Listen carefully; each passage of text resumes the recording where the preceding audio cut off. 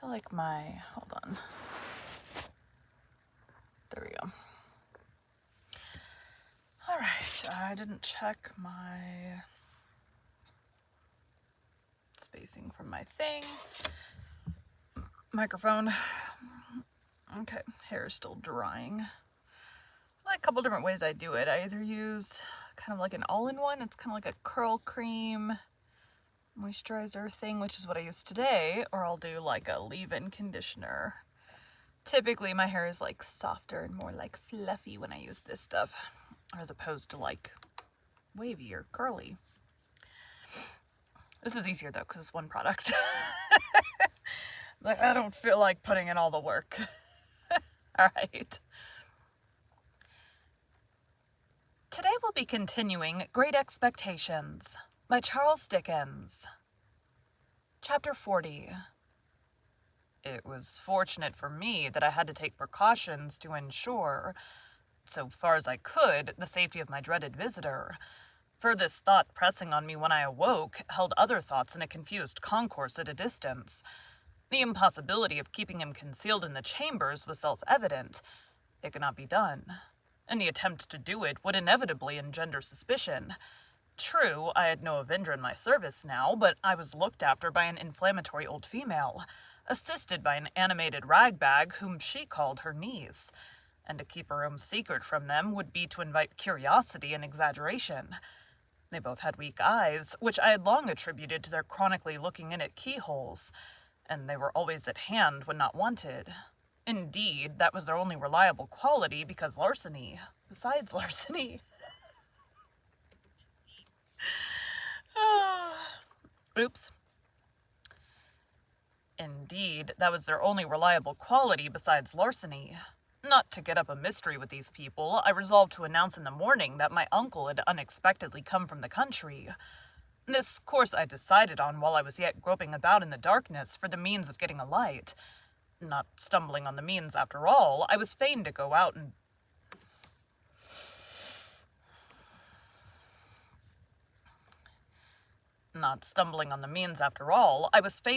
to the adjacent lodge and get the watchman there to come with his lantern. Now, in groping my way down the black staircase, I fell over something, and that something was a man crouching in a corner. As the man made no answer when I asked him what he did there, but eluded my touch in silence, I ran to the lodge and urged the watchman to come quickly, telling him of the innocent on the way back. The wind being as fierce as ever, we did not care to endanger the light in the lantern by rekindling the extinguished lamps on the staircase. But we examined the staircase from the bottom to the top and found no one there. It then occurred to me as possible that the man might have slipped into my rooms. So lighting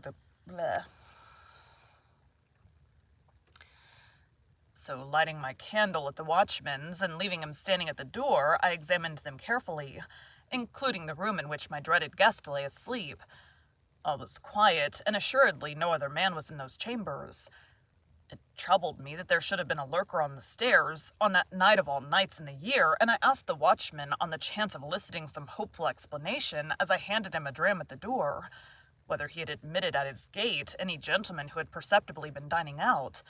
Yes, he said, at different times of the night, 3. One lived in the fountain court. There is a long hair that is in the way. One lived in Fountain Court, and the other 2 lived in the lane, and he had seen them all go home. Again, the only other man who dwelt in the house of which my chambers formed a part had been in the country for some weeks, and he certainly had not returned in the night, because we had seen his door with the seal on it as we came upstairs. "The night being so bad, sir," said the watchman as he gave me back my glass, "uncommon few have come in at my gate. Besides them 3 gentlemen that I've named, I don't call to mind another since about 11 o'clock when a stranger asked for you."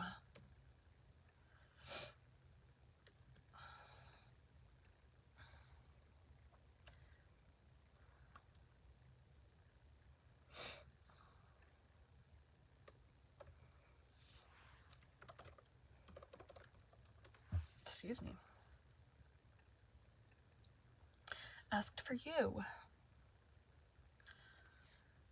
"My uncle," I muttered. "Yes. You saw him, sir?" Yes, oh yes. Likewise the person with him. Person with him, I repeated. I judge the person to be with him, returned the watchman. The person stopped when he stopped to make inquiry of me, and the person took this way when he took this way. What sort of person? The watchman had not particularly noticed. He should say a working person to the best of his belief.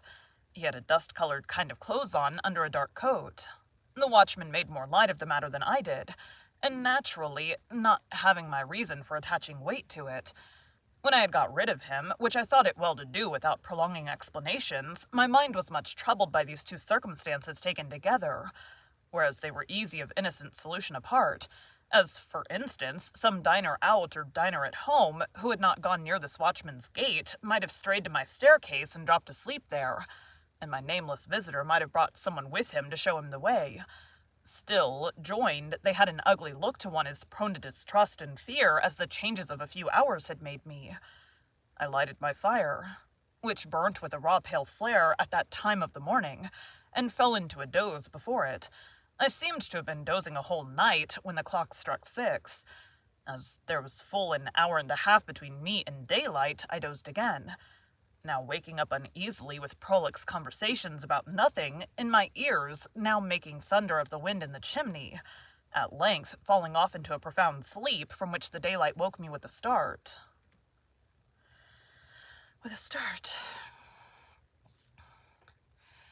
At this time, all this time, let me get that stupid hair back behind the headphones. It's just like one little annoying hair. All this time, I had never been able to consider my own situation, nor could I do so yet. I had not the power to attend to it. I was greatly dejected and distressed, but in an incoherent, wholesale sort of way. As to forming any plan for the future, I could as soon have formed an elephant. When I opened the shutters and looked out at the wet, wild morning, all of a leaden hue, when I walked from room to room, when I sat down again shivering before the fire, waiting for my laundress to appear, I thought how miserable I was, but hardly knew why, or how long I had been so, or on what day of the week I made the reflection, or even who I was that made it.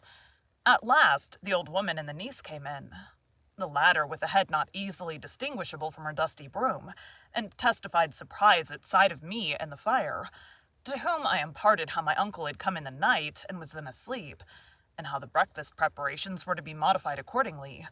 Then I washed and dressed while they knocked the furniture about and made a dust, and so in a sort of dream or sleep-waking, I found myself sitting by the fire again, waiting for him to come to breakfast. By and by, his door opened and he came out.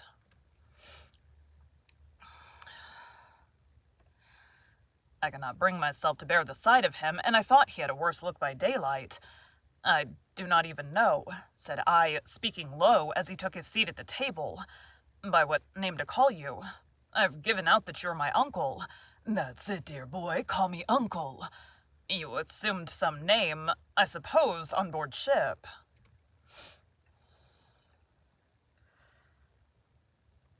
Robber. Yeah. On board ship. Yes, dear boy, I took the name of Provis.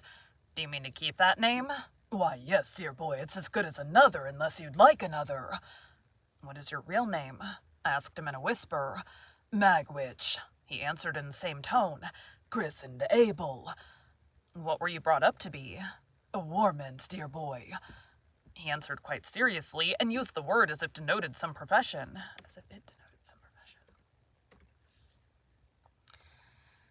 He answered quite seriously, and used the word as if it denoted some profession. When you... Nope, that's him. Excuse me. When you came into the temple last night, said I, pausing to wonder whether that could really have been last night, which seemed so long ago. Yes, dear boy. When you came in at the gate and asked the watchman the way here, had you anyone with you? With me? No, dear boy. But there was someone there. I didn't take particular notice, he said dubiously, not knowing the ways of the place. But I think there was a person, too, coming alonger me. Are you known in London? I hope not, said he, giving his neck a jerk with his forefinger that made me turn hot and sick. Were you known in London once? Not over and above, dear boy. I was in the provinces mostly. Were you tried in London? Which time? Said he with a sharp look. The last time. He nodded. First knowed Mr. Jaggers that way. Jaggers was for me. It was on my lips to ask him what he was tried for, but he took up a knife, gave it a flourish, and with the words, "And what I'd done is worked out and paid for," fell to at his breakfast. He ate in a ravenous way that was very disagreeable, and all his actions were uncouth, noisy, and greedy. Some of his teeth had failed him since I saw him eat on the marshes, and as he turned his food in his mouth and turned his head sideways to bring his strongest fangs to bear upon it, he looked terribly like a hungry old dog.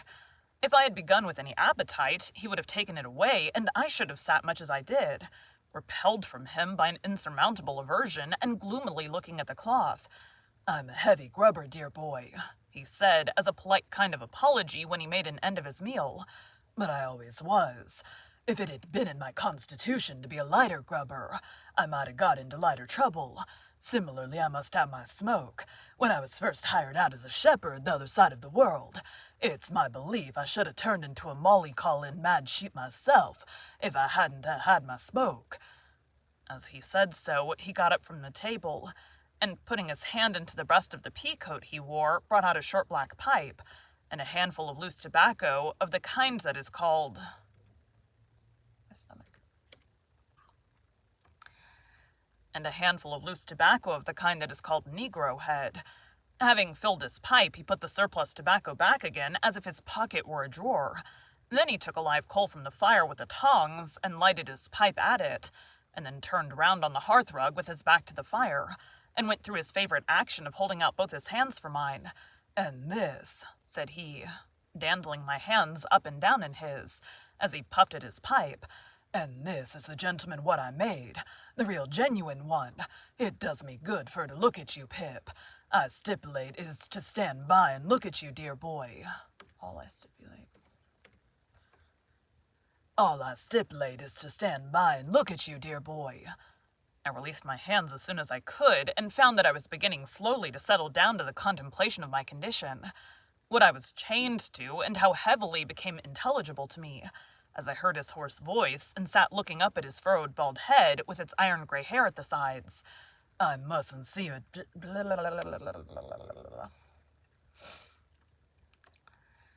I mustn't see my gentleman a-footing it in the mire of the streets. There mustn't be no mud on his boots.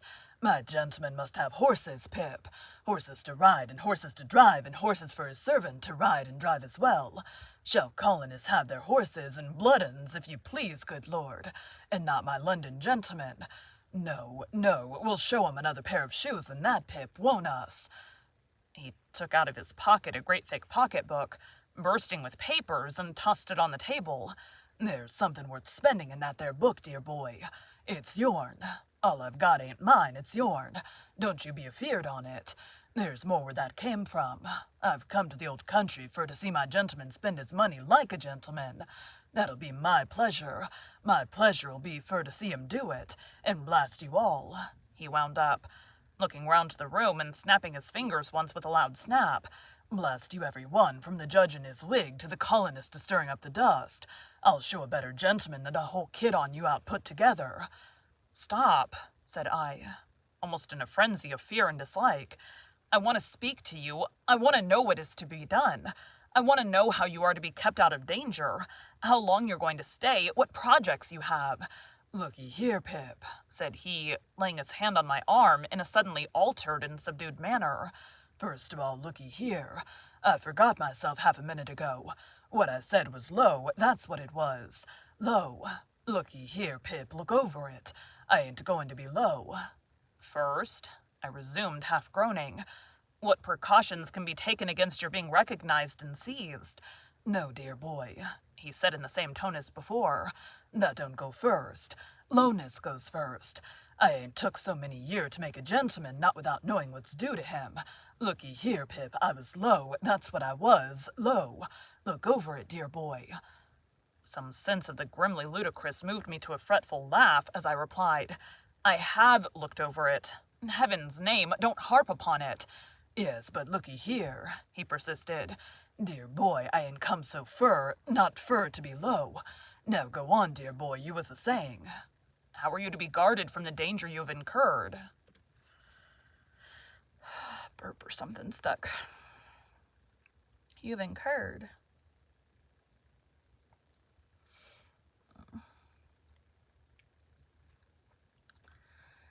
"Well, dear boy, the danger ain't so great. Without I was informed again, the danger ain't so much to signify. There's Jaggers, and there's Wemmick, and there's you. Who else is there to inform?" "Is there no chance person who might identify you in the street?" said I. "Well," he returned, "there ain't many. Nor yet I don't intend to advertise myself in the newspapers by the name of A.M., come back from Botany Bay, and years have rolled away. And who's to gain by it? Still, looky here, Pip, if the danger had been 50 times as great, I should have come to see you, mind you just the same." "And how long do you remain?" "How long?" said he, taking his black pipe from his mouth and dropping his jaw as he stared at me. "I'm not a-going back, I've come for good." "Where are you to live?" said I. "What is to be done with you? Where will you be safe?" "Dear boy," he returned, "there's disgusting wigs can be bought for money, and there's hair powder and spectacles and black clothes, shorts and what not. Others has done it safe afore, and what others have done afore, others can do again. As to the where and how of living, dear boy, give me your own opinions on it." "You take it smoothly now," said I. "But you were very serious last night when you swore it was death." "And so I swear it is death," said he, putting his pipe back in his mouth, "and death by the rope in the open street not fur from this, and it's serious that you should fully understand it to be so. What then, when that's once done? Here I am. To go back now would be as bad as to stand ground worse. To go back now would be as bad as to stand ground. Worse. Besides, Pip, I'm here because I've minted by you for years and years. As to what I dare, I'm an old bird now, as has dared all manner of traps since first he was fledged, and I'm not afeard to perch upon a scarecrow. If there's death hid inside of it, there is, and let him come out, and I'll face him, and then I'll believe in him and not afore. And now let me have a look at my gentleman again." Once more he took me by both hands and surveyed me with an air of admiring proprietorship, smoking with great complacency all the while. It appeared to me that I could do no better than secure him some quiet lodging hard by, of which he might take possession when Herbert returned, whom I expected in 2 or 3 days. That the secret must be confided to Herbert as a matter of unavoidable necessity, even if I could have put the immense relief I should derive from sharing it with him out of the question, was plain to me. But it was by no means so plain to Mr. Provis, I resolved to call him by that name, who reserved his consent to Herbert's participation until he should have seen him and formed a favorable judgment of his physiognomy. "And even then, dear boy," said he, pulling a greasy little clasped-back testament out of his pocket, "we'll have him on his oath." To state that my terrible patron carried this little black book about the world solely to swear people on in cases of emergency would be to state what I never quite established. But this I can say, that I never knew him put it to any other use.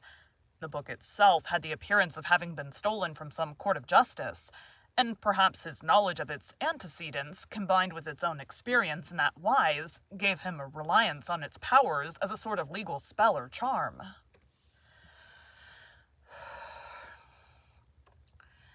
On this first occasion of his producing it, I recalled how he had made me swear fidelity.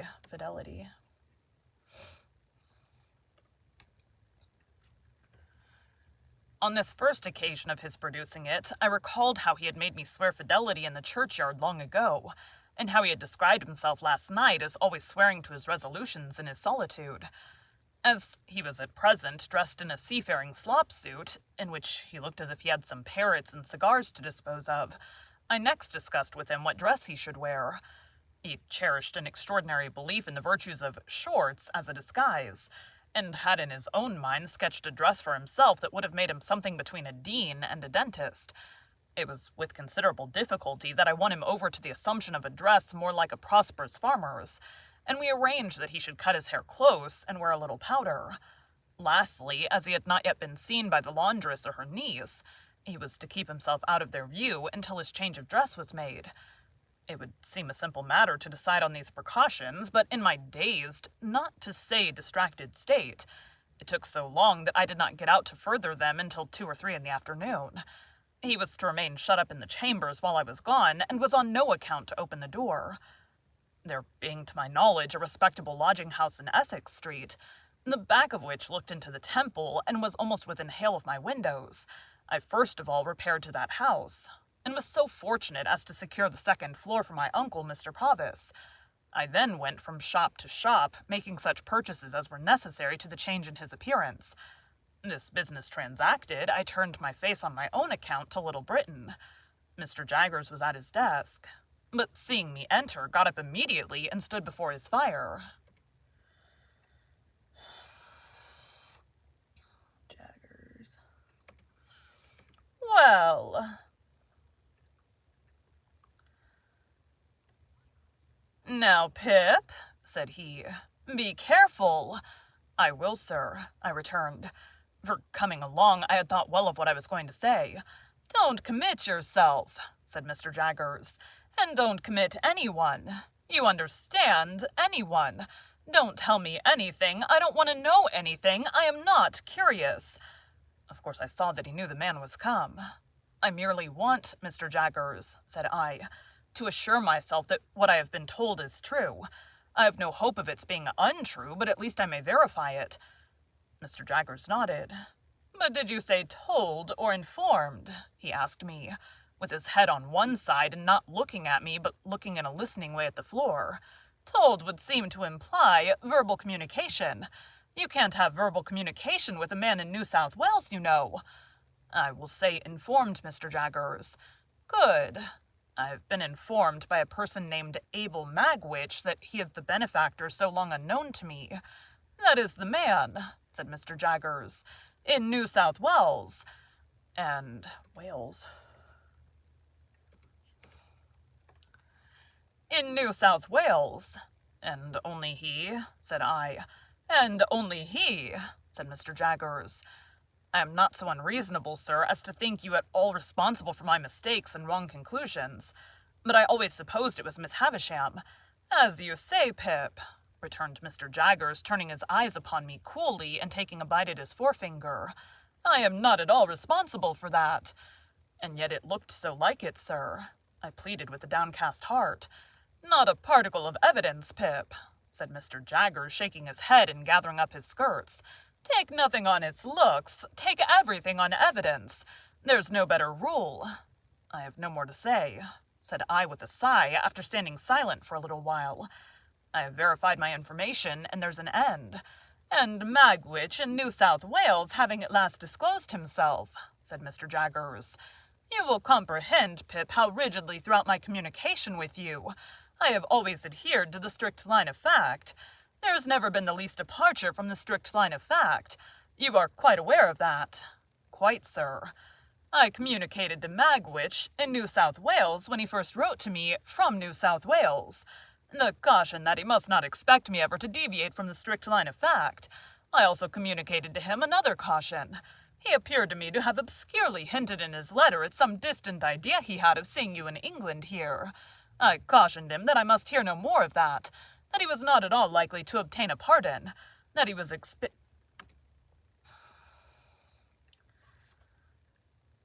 expatriated for the term of his natural life, and that his presenting himself in this country would be an act of felony, rendering him liable to the extreme penalty of the law. I gave Magwitch that caution, said Mr. Jaggers, looking hard at me. I wrote it to New South Wales. He guided himself by it, no doubt. No doubt, said I. I have been informed by Wemmick, pursued Mr. Jaggers, still looking hard at me, that he has received a letter under date Portsmouth from a colonist of the name of Purvis or Provis, I suggested. Or Provis, thank you, Pip. Perhaps it is Provis. Perhaps you know it's Provis. Yes, said I. You know it's Provis. A letter under date Portsmouth from a colonist of the name of Provis asking for the particulars of your address, on behalf of Magwitch. Wemmick sent him the particulars. I understand, by return of post, probably it is through Provis that you've received the explanation of Magwitch in New South Wales.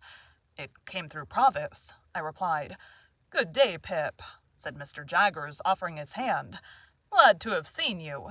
In writing by post to Magwitch in New South Wales, or in communicating with him through Provis, have the goodness to mention that the particulars and vouchers of our long account shall be sent to you together with the balance, for there is still a balance remaining. Good day, Pip. We shook hands, and he looked hard at me as long as he could see me.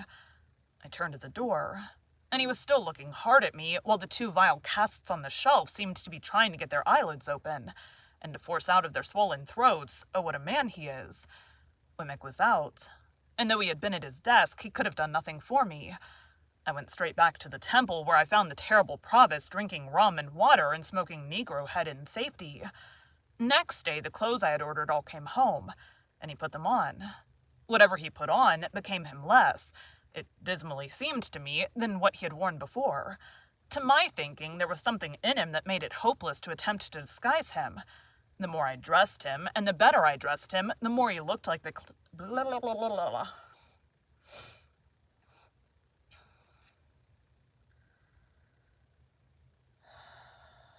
Okay. The more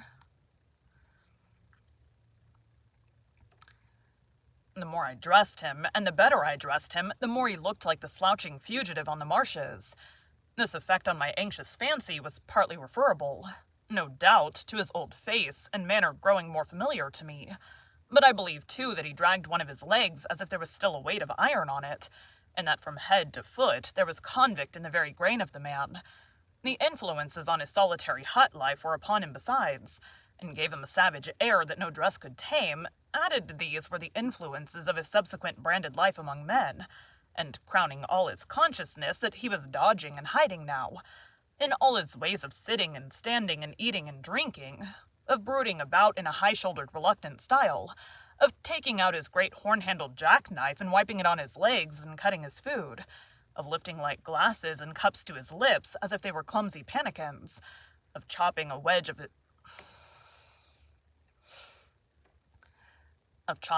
off his bread and soaking up with it the last fragments of gravy round and round his plate, as if to make the most of an allowance, and then drying his finger ends on it, and then swallowing it, in these ways and 1,000 other small nameless instances arising every minute in the day. There was prisoner, felon, bondsman, plain as plain could be. It had been his own idea to wear that touch of powder, and I had conceded the powder after overcoming the shorts.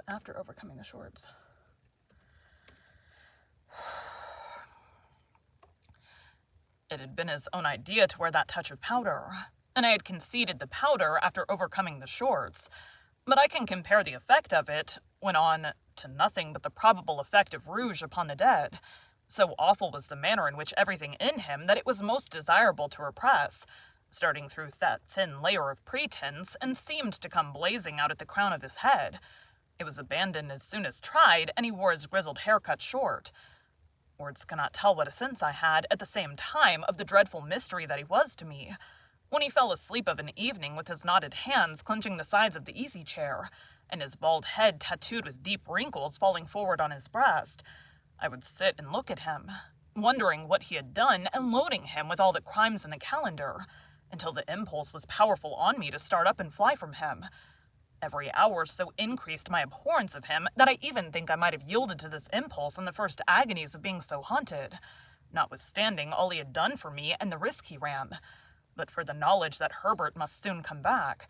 Once I actually did start out of bed in the night, and begin to dress myself in my worst clothes, hurriedly intending to leave him there with everything else I possessed, and enlist for India as a private soldier. I doubt if a ghost could have been more terrible to me up in those lonely rooms in the long evenings and long nights, with the wind and the rain always rushing by. A ghost could not have been taken and hanged on my account, and the consideration that he could be and the dread that he would be were no small addition to my horrors. When he was not asleep or playing a complicated kind of patience with a ragged pack of cards of his own, a game that I never saw before or since, and in which he recorded his winnings by sticking his jackknife into the table. When he was not engaged in either of these pursuits, he would ask me to read to him. "Foreign language, dear boy."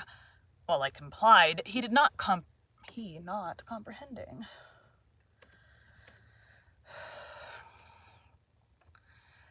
While I complied, he, not comprehending a single word, would stand before the fire surveying me with the air of an exhibitor, and I would see him between the fingers of the hand with which I shaded my face, appealing in dumb show to the furniture to take notice of my proficiency.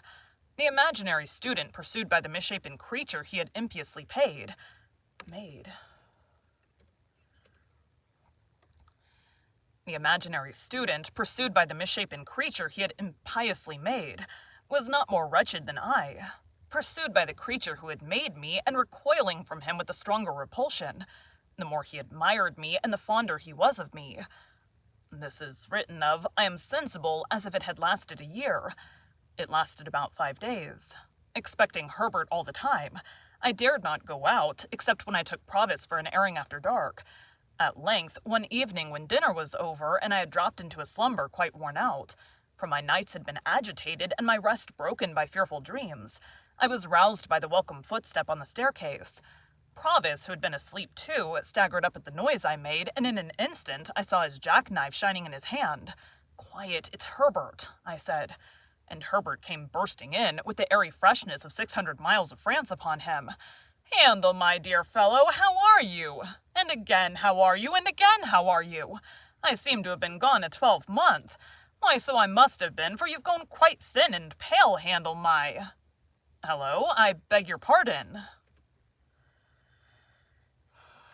Check the voice.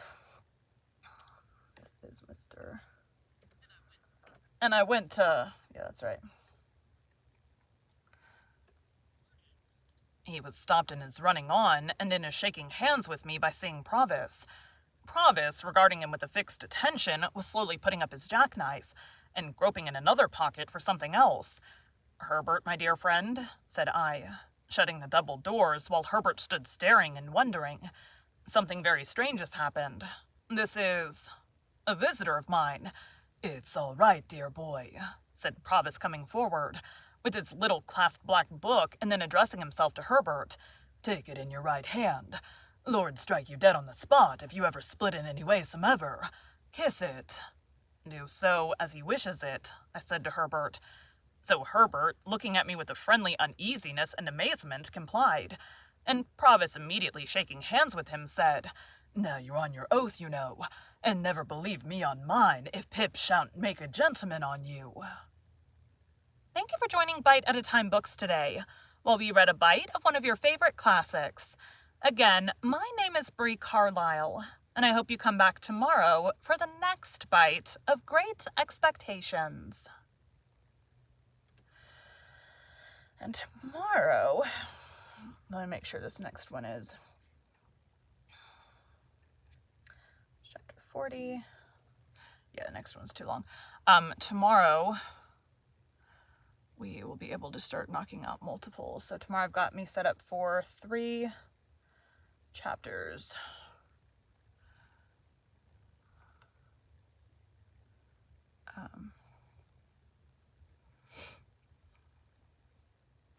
Might do 4 if I get in here like super early. Set a goal to have 10 done a week, and I need to pick the next book. I need to put in, pop in the chapters for, I was gonna do 20,000 Leagues Under the Sea. I know that's a super long book, and there's nothing wrong with super long books, but I need to make sure if the chapters are super long, I need to do one with super short chapters so I can knock out a bunch really fast. So I was thinking maybe Pride and Prejudice. I was thinking maybe some Emily Bronte, which I think she does poetry. Yeah, so it's kind of like, well, let's see kind of what happens. I need to basically, what I do, I pop in the word count of each chapter, and then I, kind of organize it that way. So, yeah, I'm not sure which one I'll be doing next, but we shall see. Thanks, guys.